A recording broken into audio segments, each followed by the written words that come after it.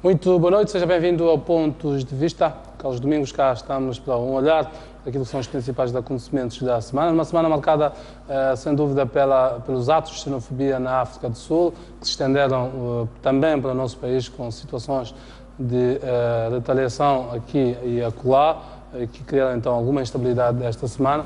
Este vai ser então o assunto de fundo do nosso programa de hoje. Os temas da Semana Náutica dos nossos comentadores.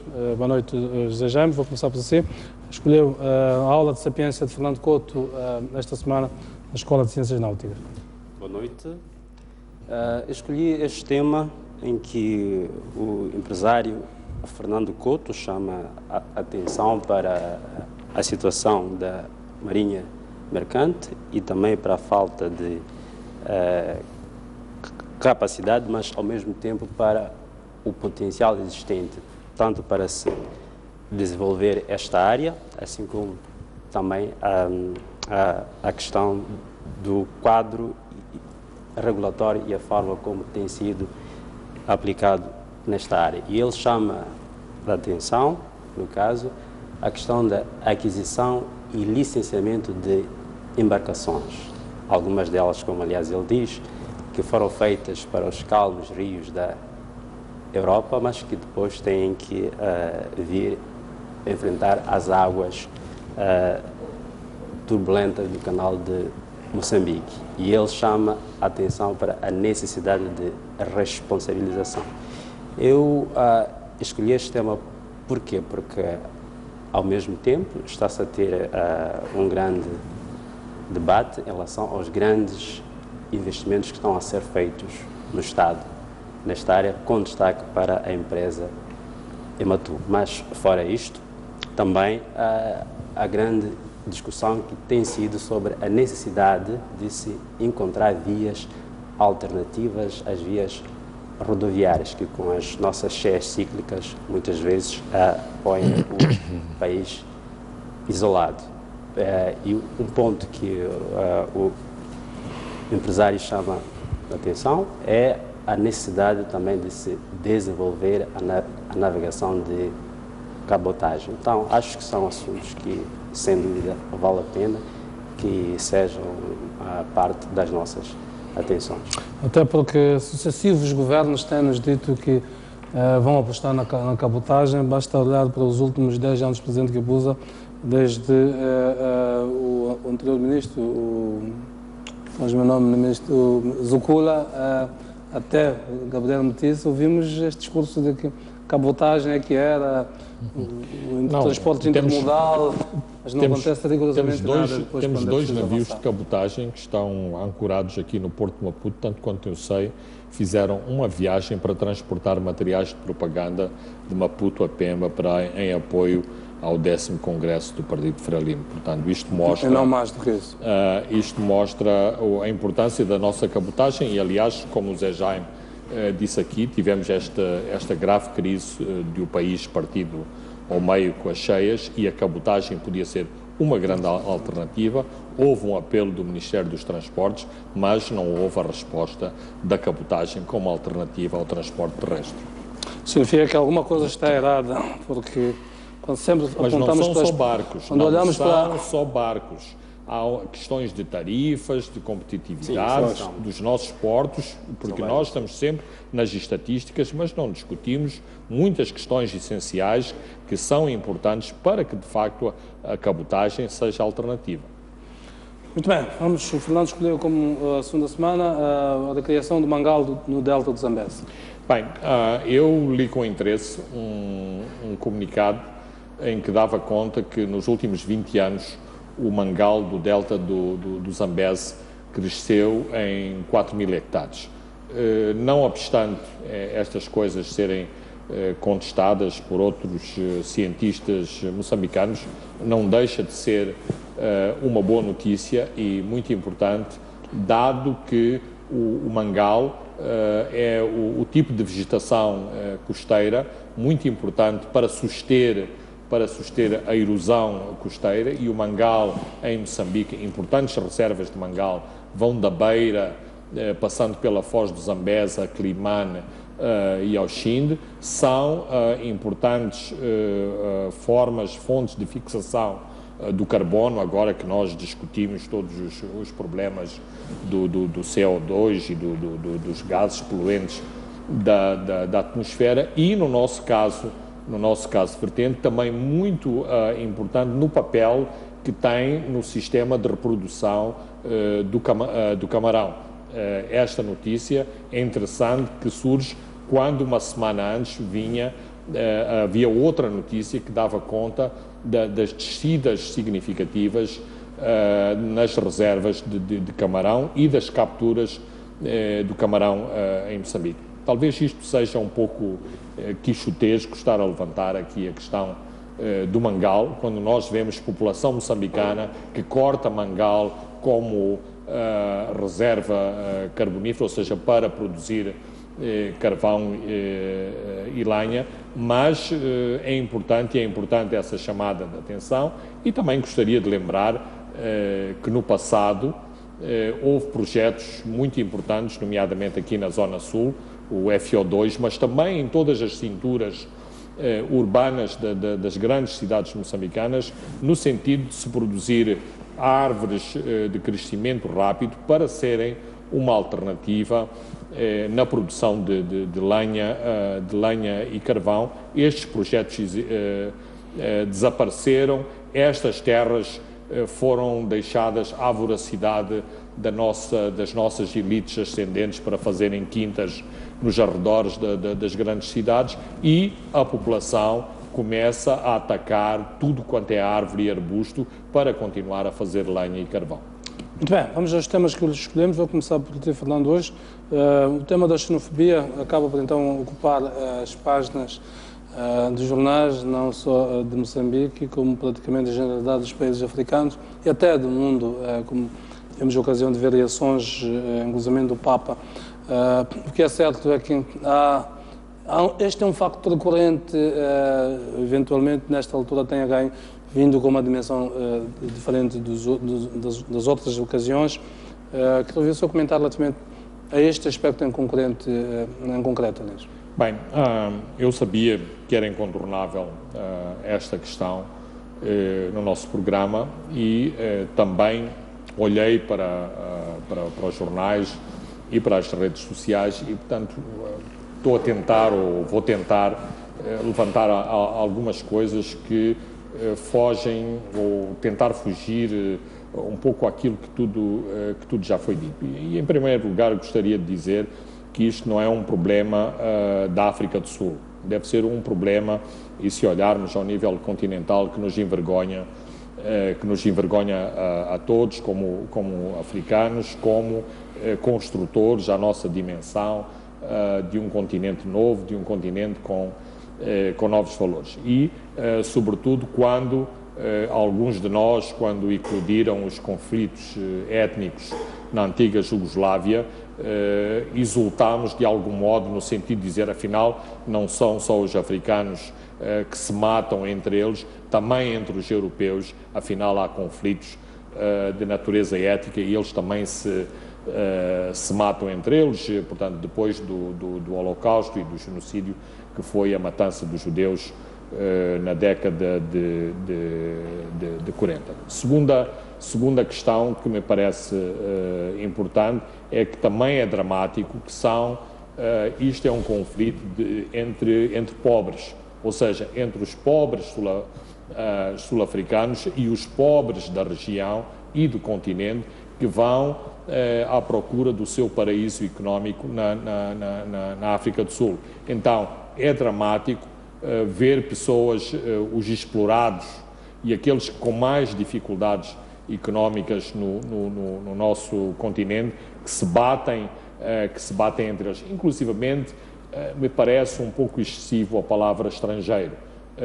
Estas pessoas são imigrantes, e são, sobretudo, imigrantes económicos, que foram em busca de melhores oportunidades na África do Sul. Está visto que o problema não abrange os outros estrangeiros de uma classe económica mais acima. Não, é um conflito de pobres. No caso dos moçambicanos, no caso dos zimbabianos, é tanto mais grave porque nós sabemos que as nossas fronteiras são artificiais. Claro que convencionamos que a uns chamamos de sul-africanos, a outros chamamos de moçambicanos, mas os laços de sangue, de família, de etnicidade, da língua, são idênticos. Então, mas Fernando, o que eu queria atacar-nos ao ponto, o que é que explica este fenómeno? Para mim, e eu que tenho esta fobia também de tentar sempre encontrar explicações políticas para as questões, isto não só representa um legado do passado, e vamos lembrar as matanças entre Xhosas e Zulus por causa exatamente de problemas económicos e da forma como este problema económico foi articulado politicamente pelo apartheid na questão do movimento de luta de libertação que aparentemente era dominado pelos Xhosas e onde os Zulus eram os excluídos e, em segundo lugar, na incapacidade política dos governos pós-apartheid na África do Sul de criarem alternativas viáveis para a maioria da população sul-africana e, portanto, com os níveis de desemprego muito altos na África do Sul, é fácil piscar o olho ao estrangeiro, ao imigrante, àquele que vem disputar o emprego do sul-africano. Então, será uma espécie de um bode expiatório. Sim, não, eu não tenho capacidade para criar empregos, eu não tenho capacidade de criar renda e rendimento para os sul-africanos, logo o problema não é meu, o problema são os estrangeiros, ou seja, não são as nossas políticas, são os estrangeiros que nos vêm a criar. E depois, leadership, a liderança, ou seja, a incapacidade política de um presidente como Jacob Zuma de não liderar ou de não passar uma mensagem clara sobre estas questões de xenofobia. Como dizia o Júlio Malema, eu nem sequer tenho o mínimo de simpatia pelo Malema, mas ele disse que o problema do Zuma não é um problema de liderar um país, nem na sua própria família ele consegue controlar a sua família, porque o seu filho é um dos líderes da onda de xenofobia, o rei do seu grupo étnico, Zulu, aparentemente é a pessoa que pôs os últimos fósforos na onda de violência, porque a onda de violência xenófoba não aconteceu sempre, ou seja, tem acontecido um pouco por toda a África do Sul. Desta vez foi em Durban, mas o famoso Flame Man, o homem em chamas, que era um moçambicano de Inhambane, de Vuca, aconteceu num bairro suburbano de Joanesburgo. José Jaime, queria ouvir a sua opinião. Como explicar este fenómeno em pleno século XXI, que ainda os nossos países, sobretudo, vindo da maior potência económica do continente? Olha, ironicamente, estudos feitos na própria África do Sul apontam que este fenómeno, embora seja antigo, cresceu substancialmente depois da época do apartheid. Porque existem várias razões. Expectativas uma delas é esta não satisfeitas, económica, ou seja, as pessoas projetam no outro aquilo que não estão a conseguir alcançar. Mas também existem outras causas. Quer dizer, a outra é a forma como as pessoas vão construir a sua identidade, se é de forma inclusiva ou de forma exclusiva. Então, alguém pode-se ver a si como sul-africano, mas num ambiente onde existem outros, ou simplesmente como sul-africano e os outros não são nada. Mas também é aqui outro ponto, que é o senso de excepcionalismo sul-africano. Quer dizer, a ideia de que quem é sul-africano é melhor que os outros e, consequentemente, não acha que seja aceitável ver os outros como sendo iguais. Então, existem aqui várias causas e que, certamente, a causa que surge neste momento acaba sendo a causa económica. Mas, também, é importante ver que a questão da xenofobia tem sido gerida de uma forma extremamente complexa, tanto pelas elites econômicas da África do Sul, como pelas elites políticas, incluindo o próprio ANC. Por exemplo, depois dos acontecimentos de 2008, o próprio Zuma condenou de forma veemente a forma como o governo de Mbeki geriu esta questão. Também a Aliança Democrática fez críticas, mas também a Helen Zille foi acusada de ter dito que uma das principais causas dos crimes em Cape Town são os imigrantes. E existem também registros de encontros de empresários em zonas pobres que encontraram-se para articular ações contra empresários informais imigrantes. Então, há uma relação entre estes grupos que é muito complexa, promíscua e faz com que este assunto, como nós vemos, esteja a ser gerido de uma forma extremamente leniente. Aliás, temos visto que o governo parece que não está a dar mostras de querer resolver este assunto. Qual dos governos? O governo sul-africano.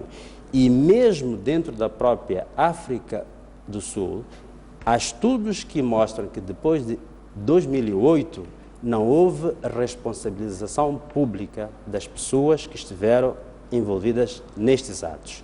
E também mostram estes estudos que nem sequer houve uma investigação minuciosa em relação ao que houve, apesar dos alertas feitos de que este é um mal que a qualquer momento poderia retornar. Então, há muitos fatores aqui no meio que fazem com que esta questão reemerja outra vez e penso que ainda vamos ouvir este assunto outras vezes, a não ser que, de fato, haja uma ação mais efetiva com vista à sua solução.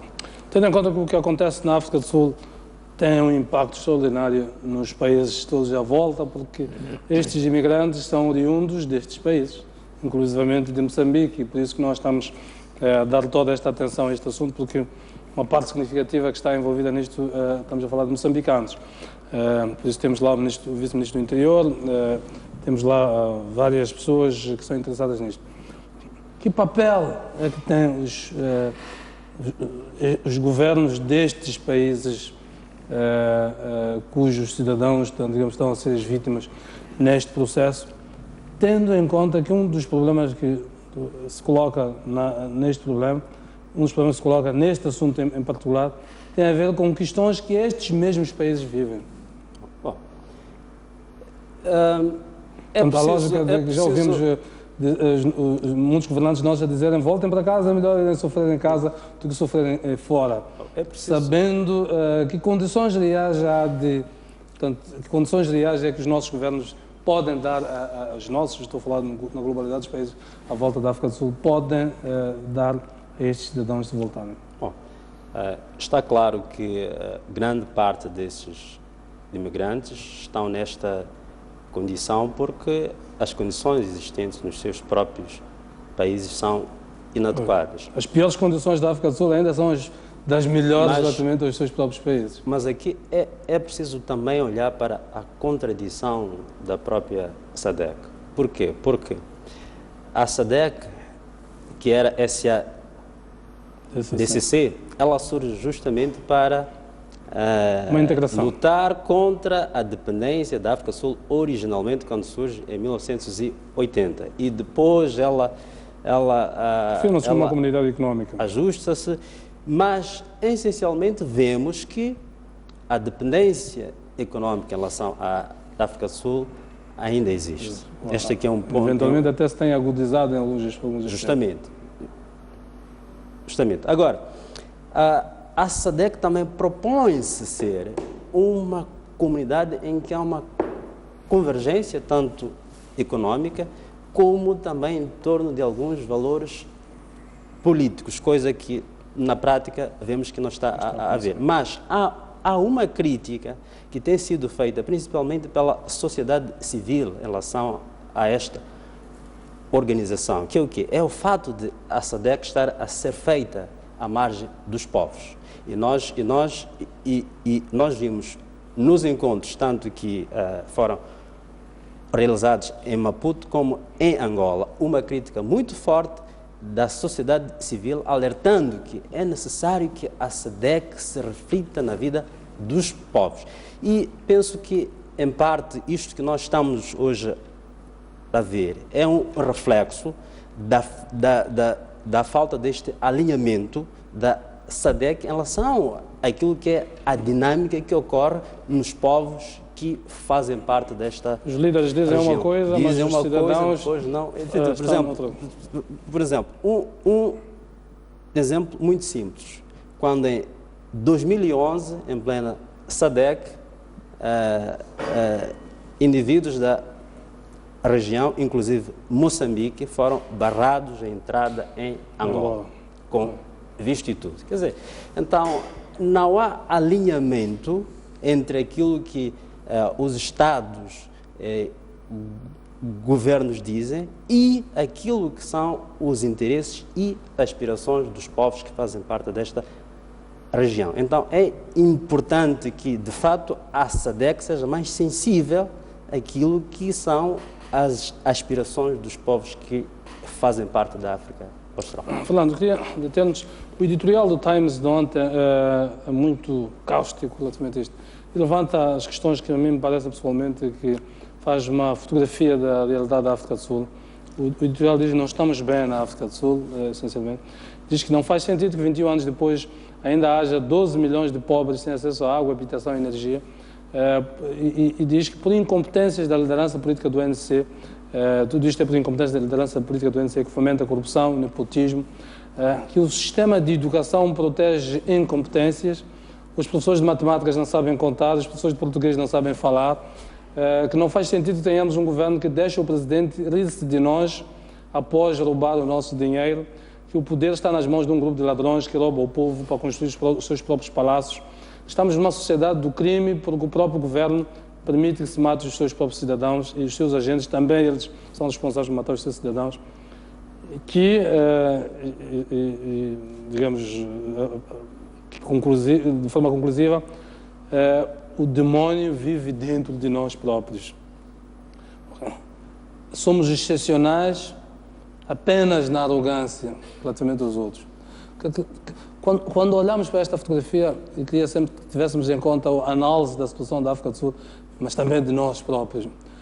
É uma fotografia da África do Sul, mas seria perfeitamente uma fotografia de Moçambique, relativamente a tudo isto que o editorial do Times, que é um jornal sul-africano, diz. Em primeiro lugar, acho que é interessante que seja um jornal sul-africano a dizer isto e não um jornal da região ou de outro país. Significa que a África do Sul ainda não perdeu a sua capacidade de autocrítica, de se olhar e de se analisar naquilo que acontece dentro da África do Sul. Depois, eu não sei, não tenho a certeza absoluta se isto faz parte do discurso de Barack Obama no Ghana, mas o Barack Obama, acho que foi ele que disse que a África tem que se libertar dos seus próprios libertadores. Portanto, isto reflete muitos dos dramas dos movimentos de libertação vitoriosos da década de 60 e de 70. E, portanto, a África do Sul, em termos de governança e em termos de governação e de liderança, exceptuando Mandela, que foi um homem excepcional e por isso mesmo é reconhecido mundialmente como um líder excepcional, mas a governação do ANC não é uma governação diferente dos partidos únicos que cresceram à sombra dos movimentos de libertação, nomeadamente no Zimbábue, na Namíbia, em Moçambique e em Angola. Se nós olharmos com atenção para a África do Sul, nós vemos que o debate sobre a ESCOM, sobre a SAA, sobre a Transnet, portanto, as companhias transportadoras, está sempre na ordem do dia. E o que é que está lá dentro? Dirigentes incompetentes, dirigentes corruptos, que têm que estar sempre a ser saneados e substituídos. Porquê? Porque o princípio agora chegou a nossa vez, portanto, nós temos que tomar de assalto as empresas públicas, isto sobre uma capa de um argumento político que é o BEE, ou seja, o Black Economic Empowerment. Portanto, criou-se este chapéu politicamente correto que é preciso dar liderança à maioria negra, com que todos concordamos, mas depois encheram-se as empresas de incompetentes, de corruptos, de nepotismo, ou seja, as pessoas vão às empresas não porque são competentes, não porque têm bons CVs, mas porque são ou do ANC ou da coligação tripartida, e portanto é este o pântano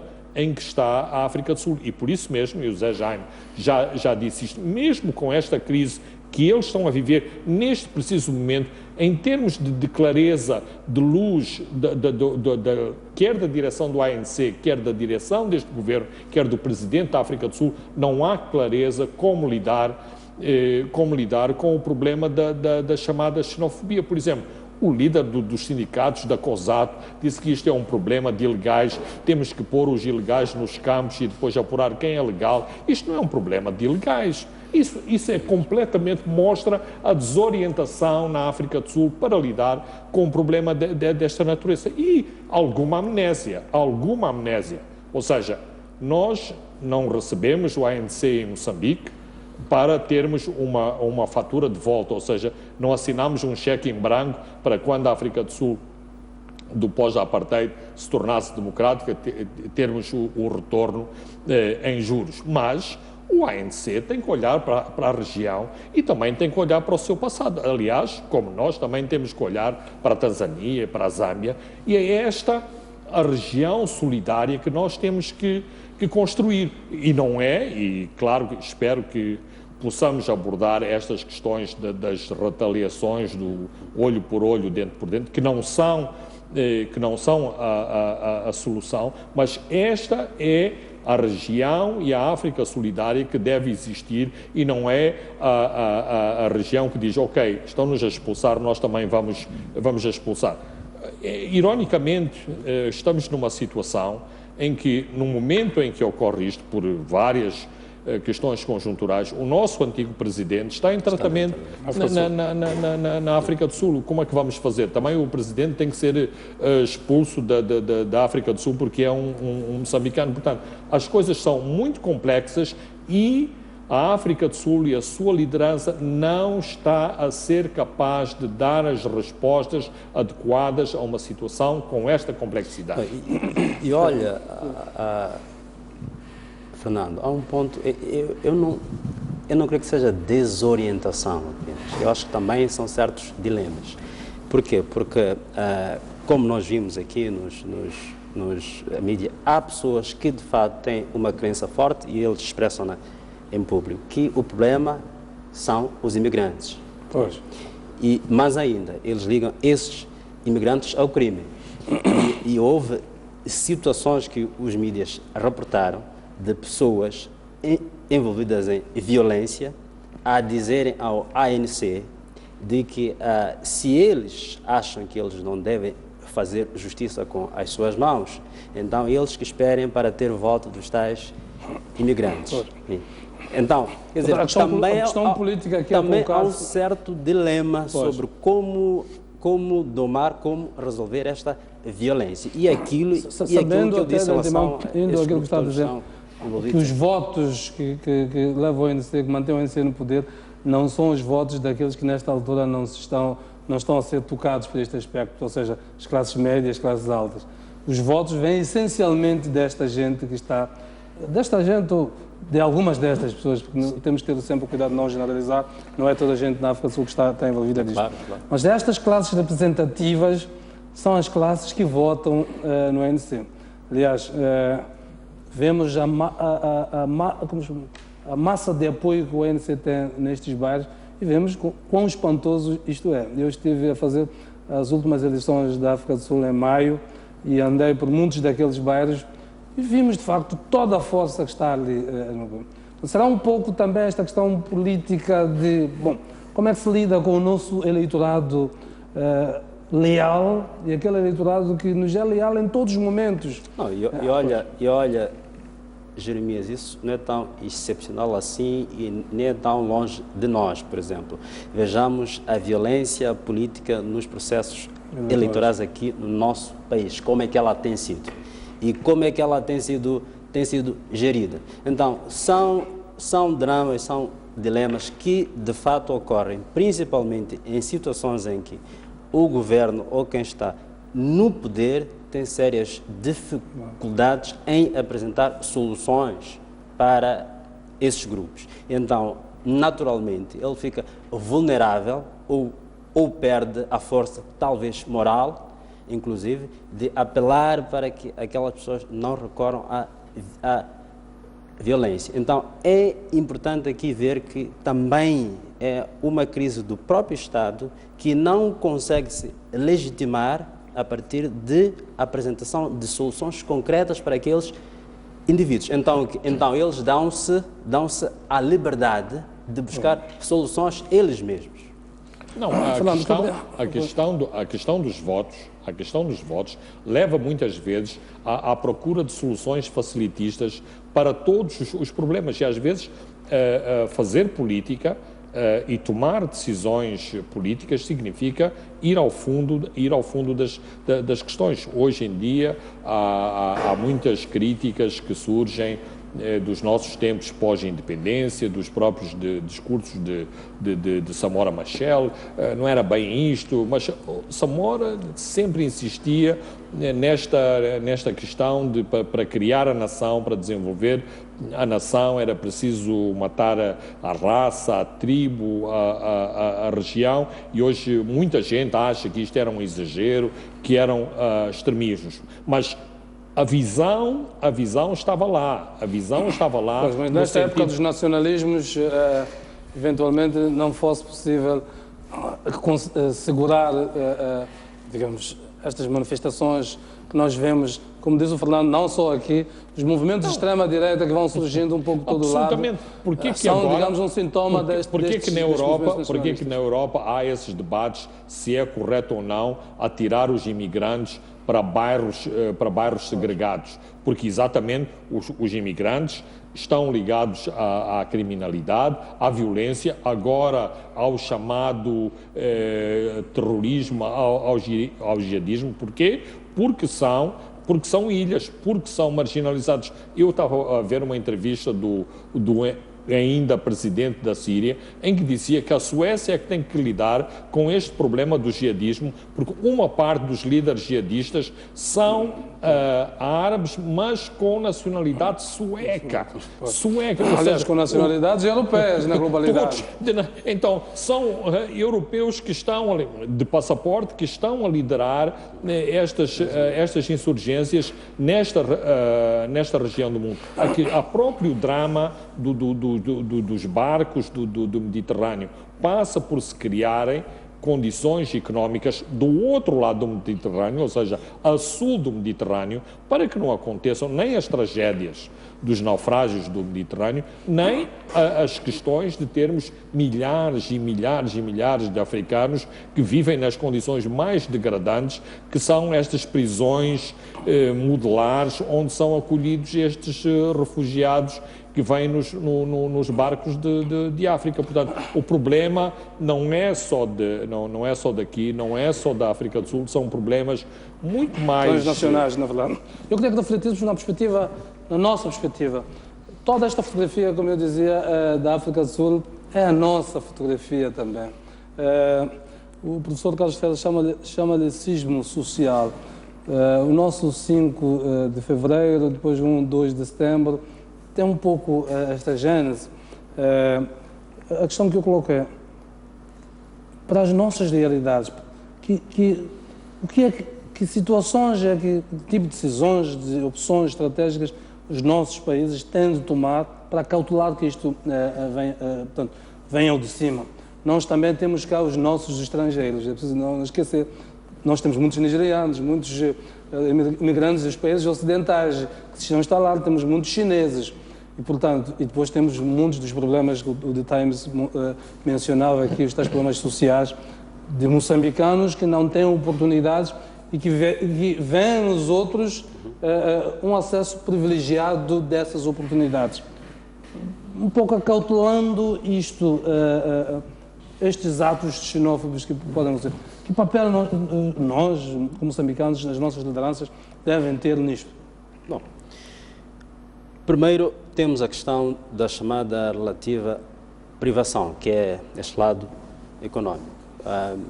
É complicado explicar às pessoas que não têm o básico, não têm acesso ao emprego e, ao mesmo tempo, estão a ver estrangeiros a ter acesso a empregos e também a serem bem-sucedidos economicamente. É difícil. Então, alguma coisa tem que ser feita em relação a isto. Não há educação cívica que mude isto? Emprego, ou lá, o que for, mas o ponto é que a privação económica é o rastilho mais curto que existe. Ou seja, enquanto as pessoas sentirem, e muitas vezes tem bases, que quem vem de fora tem mais sucesso que eles. Por exemplo, a questão de microempresários que têm sucesso. Isto qualquer um pode. Agora, existe a questão da justiça laboral, que é um assunto extremamente grave, um assunto recorrente, em que, de fato, apesar da legislação, de forma sistemática, ainda existem empresas que dão uma remuneração a pessoas que têm as mesmas qualificações aos estrangeiros acima dos nacionais. Isto é uma questão que claramente tem que ser resolvida.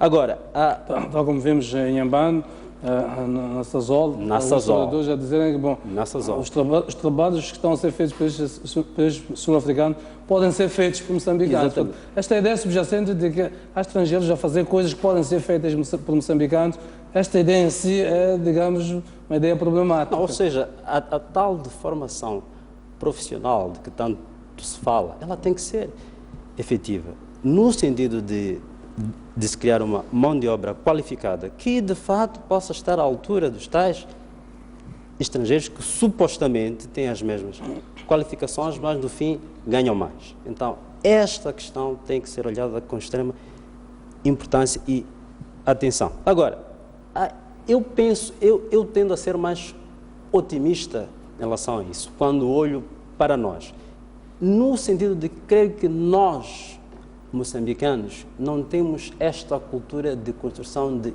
identidade exclusivista. Ou seja, nós não nos vemos como sendo uma ilha e que os outros são menos que Mas já não tenho tanta certeza disso. Antes do 5 de fevereiro, antes do 1 e 2 de setembro, nós já éramos os tais pacíficos que não nos manifestávamos. Éramos pacíficos, mas o 5 de fevereiro e 1 e 2 de setembro é apenas uma revolta interna, ou seja, e nunca a olhar ao outro como, quer dizer, o menos, ou lá, o que for. Ainda acho que aqui a questão central, no nosso caso, pelo menos como nós temos visto a questão de algumas manifestações tímicas xenofóbicas, ainda continua a ser essencialmente a questão econômica, ou seja, como de fato é importante que não se crie este sentimento de que quem vem de fora, mesmo tendo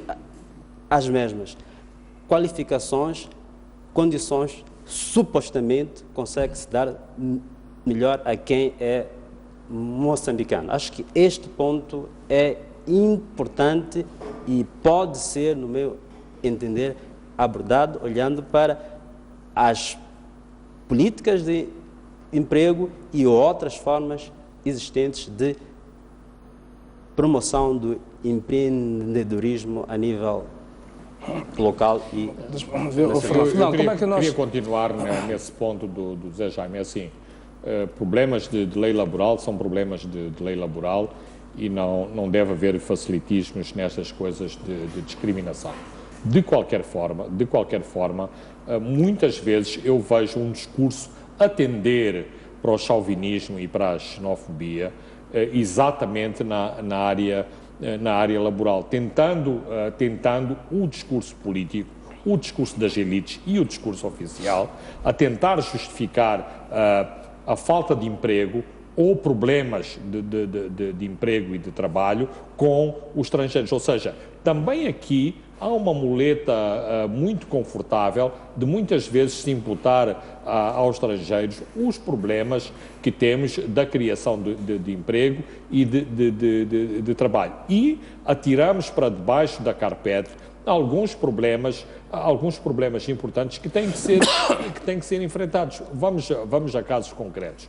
Aqui há uns 3 ou 4 anos houve uma reunião do governador de Nampula, se não me engano era o Abdul Razak, com a população de Nampula ou com os comerciantes da população de Nampula, dizer, os nigerianos, os malianos vêm aqui, roubam-nos todos os sítios de vender. O governador disse, mas esperem lá, aqui é um equívoco. São vocês que andaram a vender todos esses espaços para esses nigerianos, para esses guineenses, para esses malianos. Claro, também não podemos não deixar de analisar a outra parte. Porquê que os malianos, porquê que os etíopes e os somalis têm mais condições económicas de estabelecer os seus negócios, de serem compradores de pedras preciosas? Então, os moçambicanos têm que ter as condições de competir com o nigeriano, com o maliano e com o somali. Vemos moçambicanos que ganham concursos e vão subcontratar empresas chinesas para fazer a sua obra, nomeadamente prédios. Porquê? Porque o chinês faz mais rápido, mais barato. Aqui podemos discutir problemas de qualidade, fora de horas, mas temos que discutir isso, temos que discutir com franqueza, dizer, mas o chinês faz, enquanto o moçambicano até quer ter semana de 5 dias de trabalho. Havemos de lá chegar todos de ter semana de 5 dias de trabalho. E quando o então primeiro-ministro Aires Ali, por causa de uma greve na grande circular, levantou estes problemas que era preciso ter cultura de trabalho, foi muito criticado a dizer que não tinha sensibilidade, parece que já estava, portanto, tendencialmente a virar-se para o lado chinês. A defender o grande capital. Exatamente. Pois. Então, há questões que nós atiramos para debaixo da carpete. A bandeira da autoestima muitas vezes serve para outras bandeiras e para outras agendas que não têm nada a ver com autoestima. Muitas vezes os moçambicanos não trabalham esses dias todos porque alguém lhes dá esse tempo para não trabalhar. Mas eu queria que olhássemos consequências sociais. Se de repente esses moçambicanos todos estão na África do Sul voltam para cá, o que é que sucede entre nós? Uma das causas desta xenofobia na África do Sul é a sobrecarga do equipamento social e outro tipo de serviços públicos. Então, um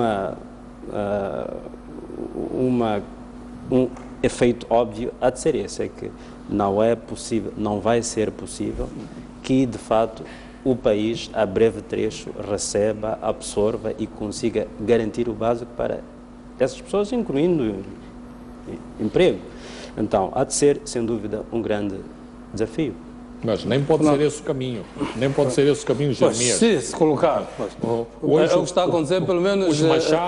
Os machavas na África do Sul são Machaba ou outros nomes, porque esses moçambicanos já têm passaporte sul-africano, já o nome deles já foi ali alterado exatamente para serem melhor integrados. Portanto, em termos históricos e mesmo culturais, não é possível haver esse êxodo de moçambicanos aliás, seria uma catástrofe. E porque, como eu dizia anteriormente e no princípio, os laços de sangue e os laços culturais e étnicos são os mesmos. Essas fronteiras são fronteiras artificiais, portanto, é preciso, e aí as autoridades oficiais moçambicanas têm um papel muito importante a desempenhar. Portanto, não sussurrarem ao poderio económico sul-africano, mostrarem que também há argumentos deste lado, embora esses argumentos servem para esgrimir à mesa das negociações, mas não para efetivar em termos práticos, porque nós somos uma região interdependente e é para essa interdependência, não só económica, mas social, cultural, que devemos caminhar e não para fazer mais. Seria artificial porque não corresponde à realidade. Não existe estas nações que são divididas pelo arame farpado das fronteiras oficiais. Mas ainda, aqui o ponto também seria o que se faz com a questão da integração regional da Pois, SADC. parece definitivamente um assunto Mercado esquecido. comum, por exemplo. Pois. Como é que fica? Exatamente, Zé. E parece um assunto esquecido na prática. Não, aí- nestas coisas aí- ficamos aí- amnésicos. Não, e aí cabe aqui questionar que posicionamento a SADC deve ter em relação a este assunto, coisa que até agora ainda Pois, ao fim de uma não semana, se sabe. não ouvi de várias vidas É incrível. perdidas, Aí ainda não há um está. pronunciamento. E é preciso reiterar o caráter de distanciamento da SADC em relação a processos reais que acontecem, alguns deles, como este aqui. Então é um grande Por exemplo, desafio devia haver uma reunião em de relação- emergência da E não SADC houve- para discutir e este não houve- assunto. E não houve ainda. Porque um dos países de força é precisamente o que está envolvido. Pois, e, portanto, mas devia mas- ouvir os seus pares, devia ouvir os seus pares sobre este problema e como solucionar esse Mas problema. isso é uma tendência interessante da SADC, mesmo em situações de crise política ou Pois, como já violação de sucedeu no Zimbábue, direitos humanos, direitos humanos, Zimbábue. a SADC sempre fica de fora, não se Está em cima do mete muro. neste assunto. E isto, sem dúvida, vai levar ao questionamento da Zé sua Jaime, mas aí relevância vamos- e a viabilidade também disto como... Aí vamos outra vez ao problema da SADC dos povos e da SADC dos governos. Se a SADC fosse mais dos povos e da sociedade civil, havia mais urgência deste tipo de reuniões, mais pressão para esse tipo de reuniões do que esta SADC toda oficial e engravatada, que exatamente se sente constrangida, E que diz que não porque é na faz África do Sul uma que há série esse de problema. megafone. Um tratamento. Em que medida isto pode beliscar a relação dos Estados? Existe um sentimento de que... Poderia beliscar, mas eu acho que não, porque há uma relação de maturidade ao nível oficial entre os governos, embora nos corredores nós sabemos da relação Mas é desigual. indispensável o desconforto que existe relativamente, por exemplo, à forma como os governos, Mas tem que tratado haver alguns mais. assuntos. E é bom que o governo, por exemplo, o governo de Moçambique, se sinta pressionado pela sociedade civil, pela sua própria população, sobre a natureza deste fenómeno e que o governo tenha que agir publicamente, com rapidez, com ações concretas. Mas isso não afasta uma relação sólida que existe, nomeadamente em relação a Moçambique, uma relação muito sólida que existe entre Moçambique e a África do Sul. Seja, como é que olha para esta relação dos Estados? Bom, primeiro, acho que há um substrato muito forte que é essa história de irmandade política existente na região, que faz com que assuntos deste tipo não arranhem a relação entre os Estados. Agora, penso que falta um elemento essencial, que aliás o Lima aqui indicou, que em algum momento o governo tem que ter uma posição pública em relação aos assuntos, porque de fato não faz sentido, por mais que a algum nível esteja a ser feita alguma concertação, mas é importante lançar um sinal de que de fato nós temos um Estado que nos defende independentemente de nós onde estamos, porque não faz sentido que haja países que, quando os seus cidadãos estão em risco, de fato vão a público, demonstram de forma pública que estão para defender os seus cidadãos. E nós sempre ficamos nisto. E aqui há um ponto que vale a pena lembrar. O vice-ministro do Interior reclamou que não está a ter colaboração, ao menos efetiva, do governo sul-africano. Eles iam descobrindo os centros meio por acaso. Então, é simplesmente lamentável que, apesar disto tudo, não haja pelo menos um posicionamento público que pelo menos sinalize que o governo está para defender o interesse dos nacionais, não importa onde eles estejam, e que esta é a que esta é a missão principal, independentemente da relação que ela tenha com outros Estados. Muito bem, vamos para o nosso intervalo, voltamos daqui a pouco então para olhar para outras matérias que elegemos para esta noite. Não sai daí, voltamos num instante.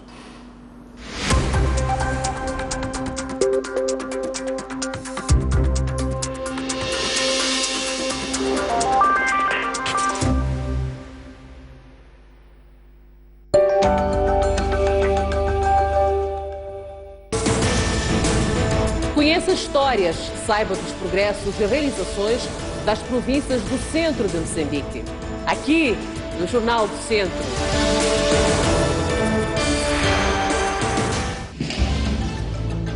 Um lugar onde a natureza fala mais alto. Este é um dos grandes cartões de visita da província de Gaza. Este é o Parque Nacional do Limpopo.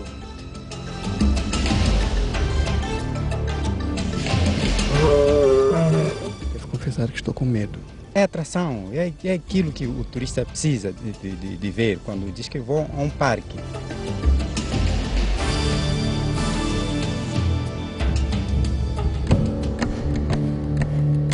O dilema da população retirada do parque, que denuncia a má qualidade das casas construídas.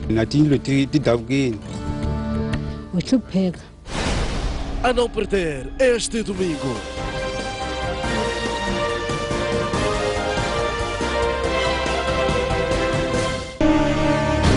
Cerca de 4 milhões de pessoas convergem na cidade de Maputo por dia. Mais de 130 mil viaturas. Vivendas e jardins cedem espaço às grandes construções. Passeios transformados em parques de estacionamento.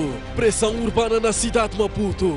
Que impacto para a qualidade de vida dos seus munícipes? O crescimento desorganizado das cidades é um risco para a saúde do ponto de vista cardiovascular. Não se pode permitir que se brinque com a saúde pública. Não é só depositar o voto e depois ficarmos 5 anos a sofrer. Tudo aquilo que acontece tem a ver connosco. A Polícia Municipal parqueia os carros no passeio.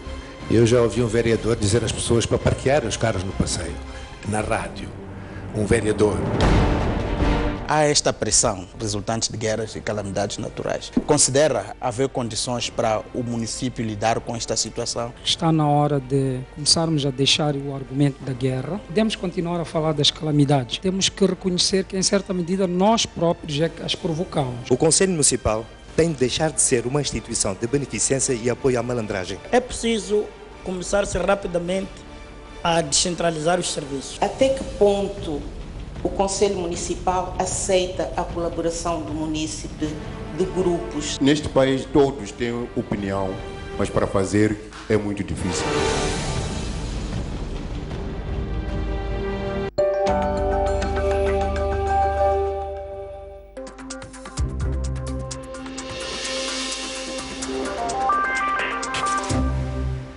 Muito bem, estamos já na segunda parte deste ponto de vista. Vamos olhar para outras matérias. Vamos falar da migração digital. Fernando, vou começar por ti. O Governo veio hoje dizer aquilo que era o óbvio há bastante tempo, que não vamos poder cumprir com o prazo para a migração para o digital. Este prazo foi acordado pelos países membros da chamada Região 1 da União Internacional das Telecomunicações há mais de 10 anos. Portanto, a partir de 17 de junho deste ano, devia-se fazer o processo da migração. 10 anos depois, e depois de muitas situações sinuosas pelo caminho, com ditos e desditos, vem-nos dizer que não vamos poder cumprir o prazo. Como o Jeremias dizia, ninguém ficou surpreso com a nossa incapacidade de cumprirmos este prazo, e há um novo prazo agora para outubro. Primeiro, houve alguma ligeireza na fase inicial, como o assunto foi encarado, começou-se a trabalhar muito tarde e, sobretudo, também na forma como se começou a trabalhar. Por exemplo, vi que a vice-ministra das Comunicações veio dizer que havia um problema com o Eximbank. Não me quer parecer que seja apenas um problema de financiamento, é um problema de fundo da forma como este negócio foi construído com os chineses. E aqui, para mim, é uma questão de fundo, e o Parlamento e a oposição muitas vezes mostram alguma ociosidade em ir a fundo nas questões. Aqui está uma matéria em que a oposição devia solicitar uma audição, e até a bancada do partido maioritário chamar o governo, chamar os envolvidos para este negócio da migração digital ser esclarecido. Porque o nosso casamento chinês, quais são os assuntos que estiveram envolvidos, inclusivamente, talvez saibamos um pouco porque que o ministro Paulo Zucula deixou de ser ministro dos Transportes e Comunicações. Portanto, até por aí seria saudável que este assunto da migração digital fosse abordado. Do ponto de vista técnico, quero parecer que algumas questões de conjuntura foram calculadas, nomeadamente acordos regionais para que nas zonas de fronteira não haja este problema de interferência de sinal entre os países. Pois, mas é o que dizem, Fernando. Eu sei que é deste processo há muito pouco para acreditar em função de tudo que se passou. Inclusivamente, é discutível se esses países estão mais avançados do que Moçambique, por causa dos próprios modelos de digitalização, nomeadamente no apoio das empresas privadas e no suporte privado versus apoio público. E, por último, um último aspecto que também me parece importante, acho que valia a pena revisitar de novo o modelo público de como estamos a avançar neste processo, nomeadamente a criação de uma empresa pública de transmissão do sinal, que quanto a mim merecia também a intervenção do setor privado, e podemos discutir se o setor... Esta é uma velha discussão, já se trava há bastante tempo.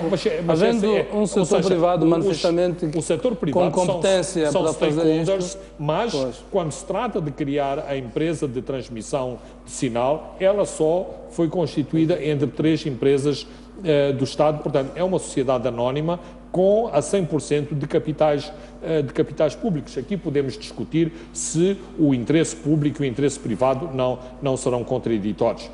Eventualmente são. O interesse do privado é diferente do interesse público de colocar sinal em Chicoalacoal, onde há meia dúzia de pessoas em Massangena, mas, por isso mesmo, aqui é preciso acautelar qual é o percentual da participação do privado numa empresa desta natureza, mas não marginalizando e não atirando migalhas para o setor privado a dizer vocês são convidados às nossas reuniões. Não é só convidados às reuniões, é também ter participação nessa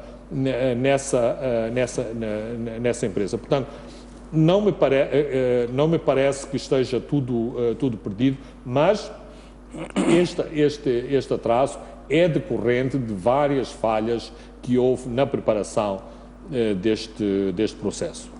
Sejam, quero ver o seu comentário. Nós tivemos portanto, como eu disse, este processo foi decidido em 2005. Depois, com já o habitual atraso, lá se montou uma equipa, uma estratégia, inclusivamente, que recomendava uma transmissão simultânea portanto, em 2012, portanto, de 2012 a 2014, que é chamado período de dupla iluminação. Os prazos foram sucessivamente passando. No Orçamento do Estado de 2011, o Governo tinha já um valor para a migração digital.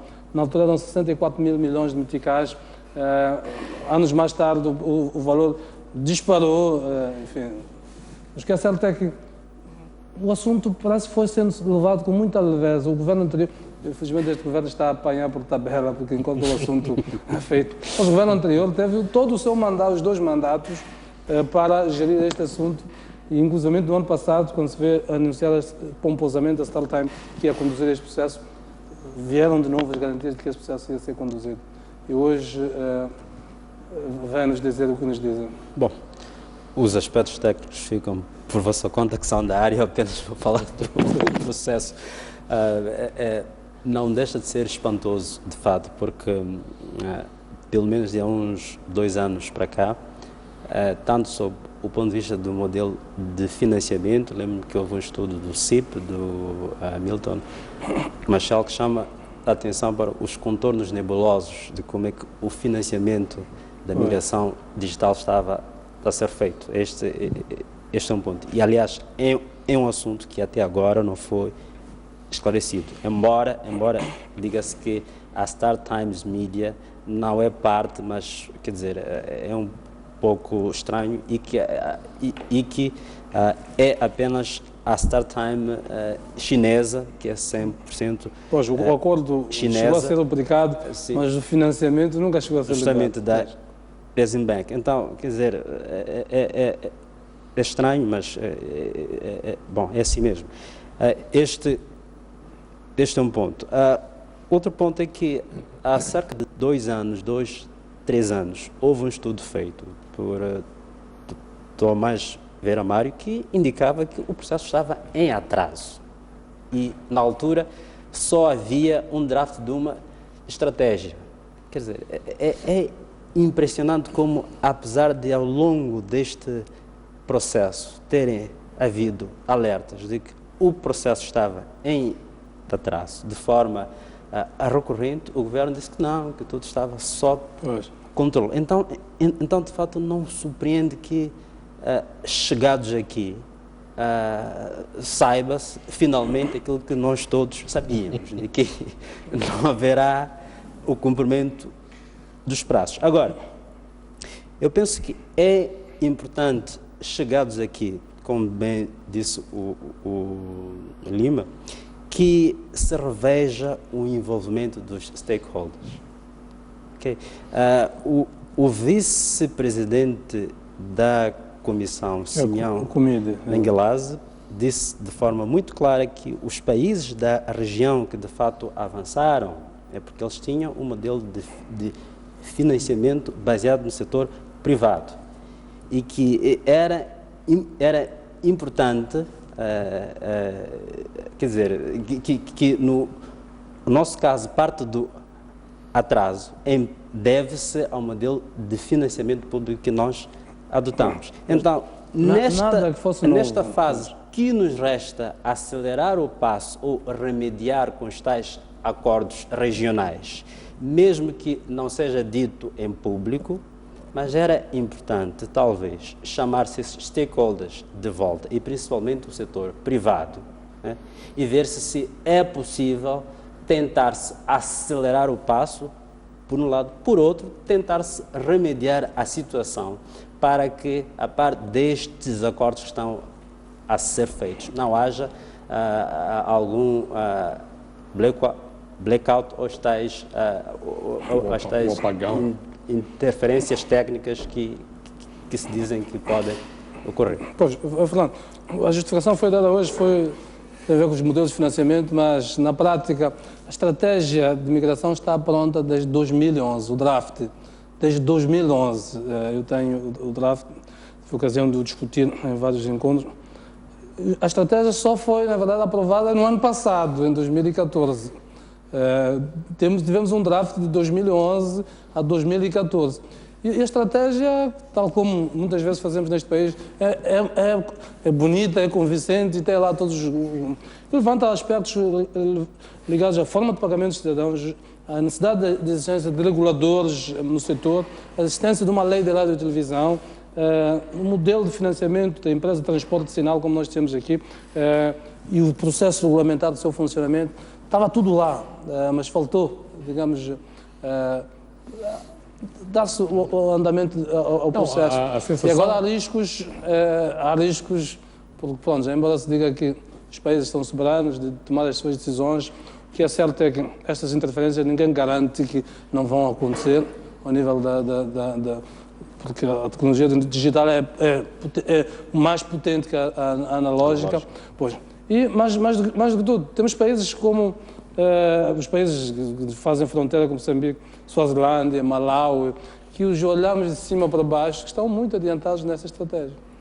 Bem, eu gostava de dizer que há uma comissão que trata desta problemática e que me parece que é composta por pessoas muito competentes, mas que exatamente não têm peso político e no nosso país, como na maioria dos países, mas no nosso país sobretudo, este tipo de questões são questões políticas, são questões que têm que ter um aval político e não obstante essa comissão de pessoas com um bom perfil técnico, ela carecia exatamente de luz verde para se avançar em muitos dos aspectos. Nós tínhamos um ministro com peso político, o Gabriel Metisse era uma pessoa que tinha peso político. Pois, mas, e aí vamos outra vez recuar um bocadinho para trás, quer-me parecer que no tempo histórico recente, havia o tal negócio que era preciso ser feito e enquanto esse negócio não foi feito, todas as questões estiveram em banho-maria. Ora, ao atrasar-se grandemente todo este processo, isto significa que de algum modo ficou todo o projeto não vou dizer que foi ferido de morte, porque aliás não está ferido de morte, mas caminhou, digamos, de algum modo de muleta, coxo, exatamente por causa de determinados prazos e determinadas partes na matriz de cumprimento do projeto que não foram respeitados. E isso não há nada a fazer sobre isso, porque o mal já está feito. Muito bem, vamos avançar para o outro tema. Nesta semana, o diálogo político voltou a imperar e o governo ameaçou mesmo não renovar o mandato da Emochin, que termina dentro de cerca de 20 dias, o segundo mandato, porque o primeiro de 135 dias já tinha expirado, mas uma prorrogação de 60 dias, e este está quase a expirar. Que consequências é que isto pode ter, Dr. José Jane? As consequências é que parece que nós estamos a perder um pouco algumas das conquistas que haviam sido feitas. Fica uma certa impressão de que existem várias frentes neste momento, é o que o governo diz em relação à Emochin, mas também temos os mediadores a dizerem que também se sentem um pouco frustrados em relação a isto tudo e ao mesmo tempo também estamos a ter uma suposta confrontação militar. Então, o que nós temos neste momento é como se existissem várias frentes e que de forma urgente é importante voltar a unificar e dar uma certa confiança a este diálogo e no meio disto tudo ainda ficam dúvidas sobre se o encontro entre o chefe de Estado e o presidente da Renamo vai ocorrer ou não. Então, eu acho que estamos neste momento numa situação de alguma incerteza em que seria importante que ambos os líderes, o mais rápido possível, dessem algum sinal de que, afinal, este processo ainda está em pé e que ele vai atingir os resultados que se espera, que é uma paz efetiva. Fernando, este diálogo precisa de uma injeção. Eu, em primeiro lugar, substituí a palavra incerteza do José Jaime por impasse. Acho que estamos em algum impasse. E, por outro lado, há aqui uma situação contraditória. Muitas vezes nós clamamos pela opacidade com que determinados processos são conduzidos. Neste momento, quer-me parecer que há quase um excesso de informação. Ou seja, se nós queremos saber o que é que se está a passar, ligamos a televisão para ver os comícios de Afonso Dhlakama, compramos o jornal para ver quais são as respostas que Afonso Dhlakama deu às últimas invectivas de José Pacheco e, de algum modo, ficamos a saber o que se está a passar, mais, digamos, as entrelinhas de Filipe Nyusi na província de Gaza. Esta presidência aberta tudo isto significa o seguinte: há, de facto, necessidade de se acertarem agulhas entre Nyusi e Dhlakama, nomeadamente que uma parte do ruído na opinião pública, na praça pública, seja de algum modo canalizado para canais mais formais, no sentido de que são esses canais formais que podem fazer o seguimento destas questões que estão em cima da mesa. Ora, se Dhlakama diz que há questões militares que foram começadas a discutir e que agora não avançam, quem pode dar resposta não são os jornais, não é a praça pública que dá resposta, são os canais apropriados que dão. Se há alguma desconfiança na forma como está a ser gerido o processo de descentralização, cabe às partes encontrarem a confiança para que este processo decorra também sem constrangimentos. Portanto, há a necessidade deste encontro, há a necessidade de se elevarem os níveis ou de se restabelecerem os níveis de confiança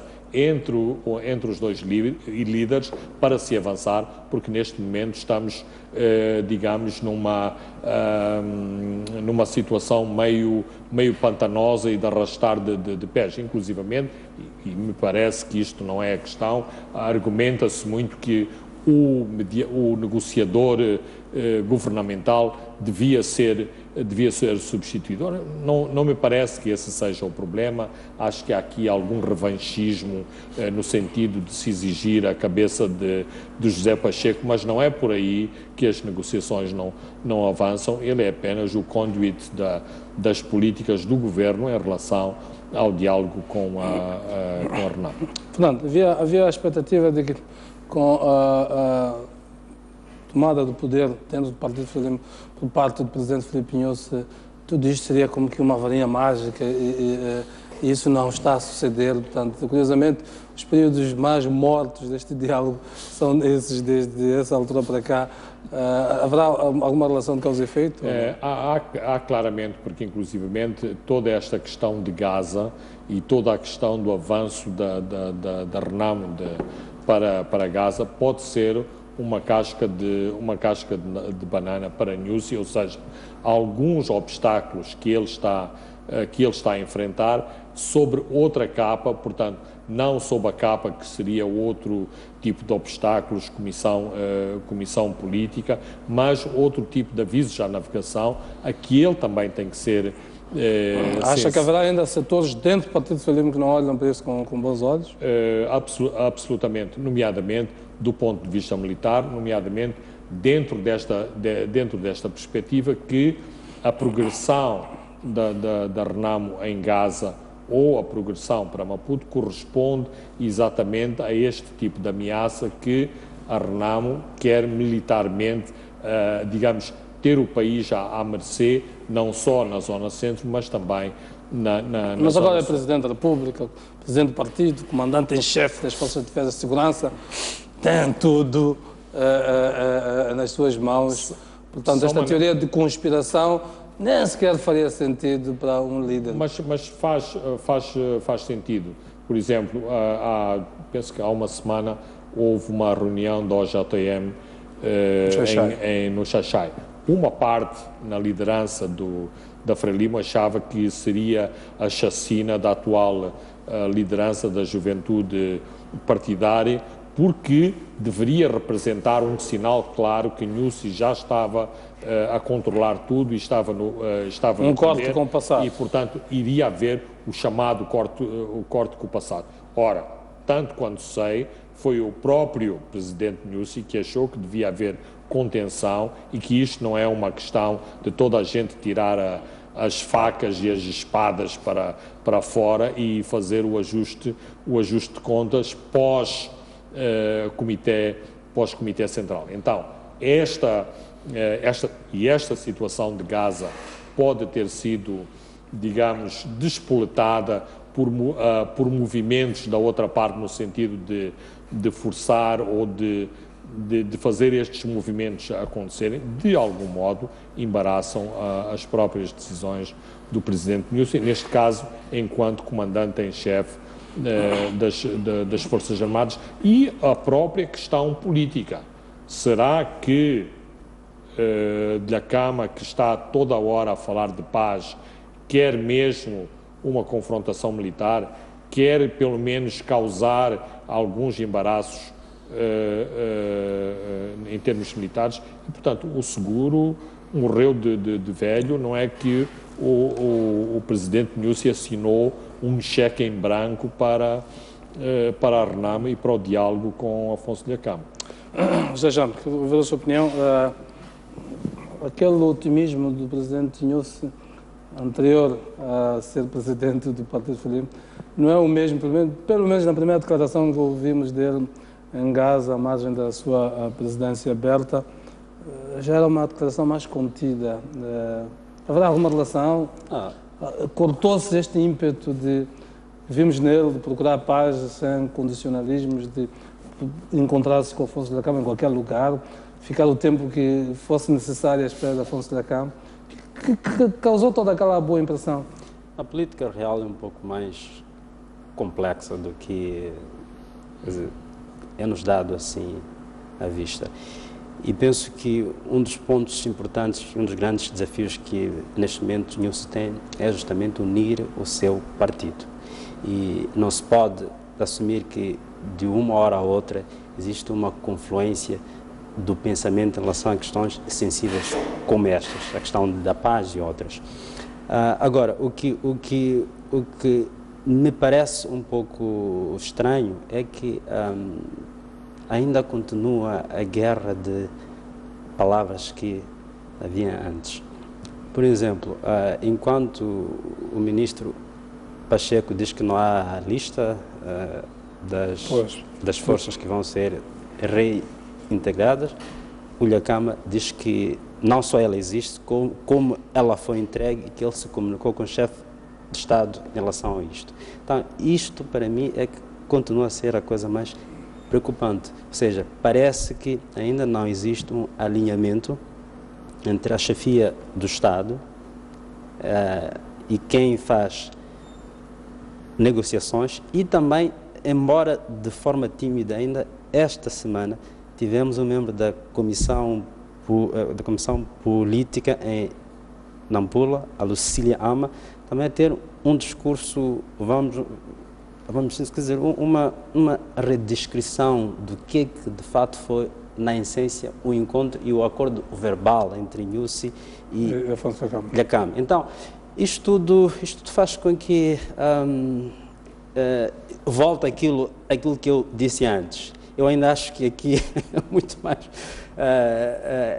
do que disse o Lima. Acho que ainda existe uma certa incerteza na forma como este assunto está a ser gerido, e parece-me que ainda existem muitas peças soltas que, a um certo momento e de forma urgente, têm que ser centralizadas num único ponto de negociação. Acha que alguém terá travado um pouco este ímpeto do Presidente, este ímpeto que nos mostrou? Como disse, não sei. O que eu posso dizer em relação a isso é que a política real é mais complexa do que aquilo que nos é dado. Não é que alguém tentou travar, acho que o chamuscado digamos, as feridas foram tantas daquela iniciativa do diálogo inicial, que Nyusi, de algum modo, ainda está a sarar as feridas dessa sua iniciativa, e enquanto elas não forem curadas... mesmo com esse poder todo que ele tem nesta altura? Mesmo com esse poder, porque ele é que sabe o tipo de pressão que sentiu, o tipo de bloqueios que sentiu, o tipo de pontos de interrogação que houve em relação à sua própria presidência e à sua própria capacidade de liderança à altura. Muito bem, vamos terminar por aqui, o nosso tempo já expirou. No próximo domingo vamos voltar a nos encontrar aqui neste espaço para mais um olhar aos assuntos que vão acontecendo. Boa noite, uma boa semana de trabalho, até próximo domingo em termos de pontos de vista.